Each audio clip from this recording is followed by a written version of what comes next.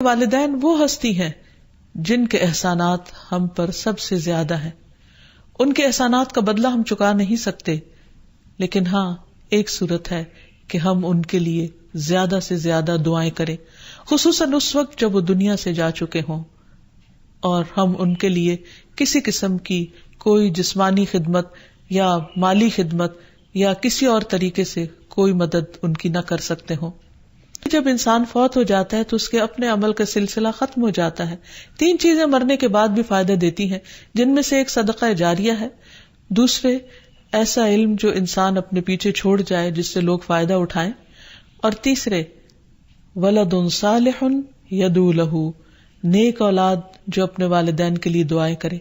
یعنی بیٹے کی دعا یا بچوں کی دعا اپنے والدین کے حق میں قبول ہوتی ہے، اس لیے خوب خوب دعائیں کرنی چاہیے. صدقہ دیتے وقت والدین کی طرف سے یعنی ان کو ثواب پہنچانے کی نیت سے صدقہ کیا جائے. اس سلسلے میں ہم دیکھتے ہیں ایک آدمی نے نبی صلی اللہ علیہ وسلم سے عرض کیا، میرے والد فوت ہو گئے ہیں اور انہوں نے مال چھوڑا ہے لیکن وصیت نہیں کی، تو کیا میں ان کی طرف سے صدقہ کروں تو ان کے گناہ معاف کر دیے جائیں گے؟ آپ نے فرمایا ہاں. اسی طرح حضرت عائشہ سے روایت ہے کہ ایک آدمی نبی صلی اللہ علیہ وسلم کے پاس آیا اور عرض کی کہ یا رسول اللہ، میری والدہ بغیر وصیت کے فوت ہو گئی ہیں اور میرا گمان ہے کہ اگر وہ بات کرتی تو صدقہ کرتی، اگر میں ان کی طرف سے صدقہ کروں تو کیا ان کو اجر ملے گا؟ آپ نے فرمایا کہ ہاں. پھر اسی طرح والدین کے اگر روزے رہتے ہوں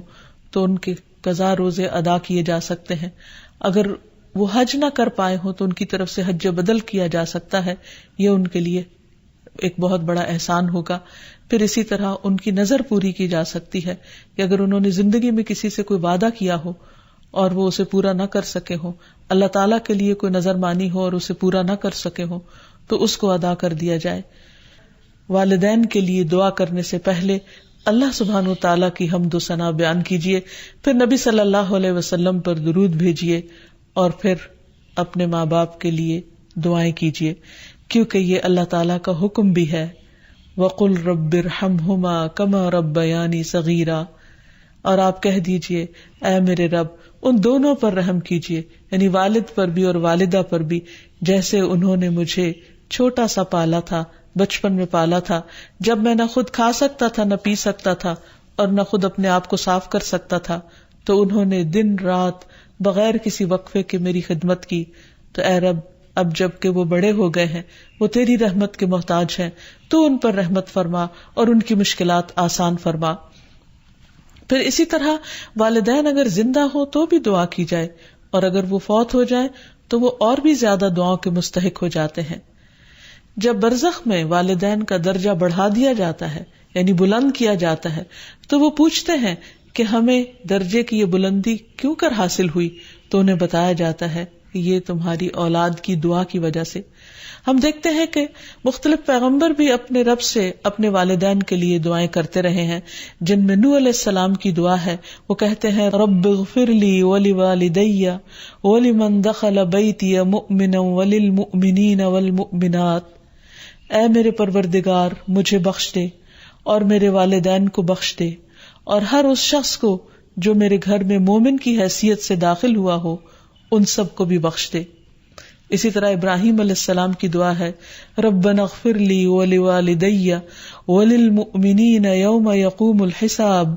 اے ہمارے پروردگار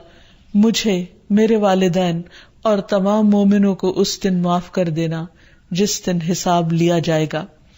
پھر اسی طرح ہم دیکھتے ہیں کہ صحابہ کرام اپنے والدین کے لیے دعائیں کیا کرتے تھے، جن میں خاص طور پر حضرت ابو ہریرہ کا ذکر ملتا ہے کہ وہ ایمان لے آئے تھے لیکن ان کی والدہ مشرکہ تھیں اور وہ نبی صلی اللہ علیہ وسلم کے بارے میں ایسے کلمات کہہ دیتی جس سے ان کو بہت تکلیف ہوتی.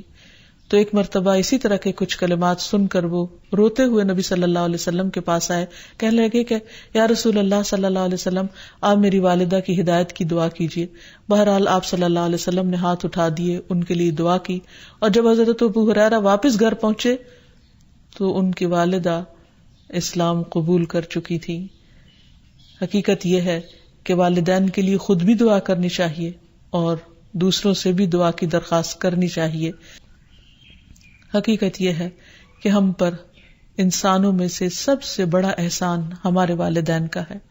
اللہ سبحانہ وتعالی نے اپنے حق کے بعد سب سے بڑا حق ہمیں والدین ہی کا بتایا ہے. والدین میں سے بھی خاص طور پر ماں کا حق ادا کرنا اور بھی زیادہ ضروری ہے، کیونکہ باپ کے مقابلے میں بچے کی پیدائش، تعلیم اور تربیت میں ماں کا حصہ اور ہاتھ زیادہ ہوتا ہے، وہ تکلیفیں بھی زیادہ اٹھاتی ہے، اور والدین کا حق ادا نہ کرنا کبیرہ گناہوں میں شمار ہوتا ہے. اور کبیرہ گناہ وہ ہیں کہ جن پر اگر انسان توبہ کیے بغیر مر گیا تو قیامت کے دن سخت پکڑ ہوگی. اور اسی طرح والدین کو رلانا بھی کبیرہ گناہ ہے، ان کو گالی دینا کبیرہ گناہ ہے. پھر اسی طرح والدین تو وہ ہستی ہیں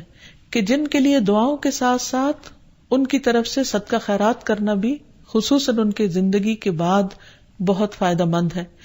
انسان کو اگر زندگی میں کچھ مشکل پیش آئے، اپنے بچوں کی طرف سے کوئی پریشانی ہو، یا اپنی صحت کی طرف سے، یا کاروبار اور روزگار میں اگر کوئی پریشانی ہو، تو اس وقت انسان کو اپنے والدین کے ساتھ حسن سلوک کرنا چاہیے. یہ ان نیکیوں میں سے ہے جس کی وجہ سے انسان کی مشکل بہت جلد حل ہو جاتی ہے. تو خلاصہ یہ ہے کہ انسان اپنے والدین کے ساتھ جو احسان کر سکتا ہے، اس میں جب وہ زندہ ہوں تو ان کا دل خوش کرے، ان کی خدمت کرے، ان پر اپنا مال خرچ کرے، ان کی اطاعت اور فرما برداری کرے، خواہ وہ اللہ کے فرما بردار ہوں یا نہ ہوں، ان کے ساتھ حسن سلوک کرتا رہے. جب وہ فوت ہو جائے تو ان کی طرف سے صدقہ خیرات کرے، والدین کے دوستوں کے ساتھ حسن سلوک کرے، اور اس کے ساتھ ساتھ ان کے لیے خوب خوب دعائیں کرے. اور خصوصاً یہ مختصر سی دعا جو اللہ سبحانہ وتعالی نے خود حکم دیا ہے کرنے کو، رب ارحمہما کما ربیانی صغیرا، اس دعا کی خوب خوب تکرار کرے اور ان کی بخشش کی بھی دعا کرے. اور آخر میں ہم سب دعا کرتے ہیں اپنے والدین کے لیے کہ اللہ تعالیٰ ان پر اپنی رحمتیں فرمائے اور ان کو اپنا پسندیدہ بنا لے، اور اگر وہ دنیا سے جا چکے ہیں تو انہیں جنت میں اعلیٰ مقامات عطا فرمائے. وآخر دعوانا ان الحمد للہ رب العالمین. السلام علیکم ورحمۃ اللہ وبرکاتہ.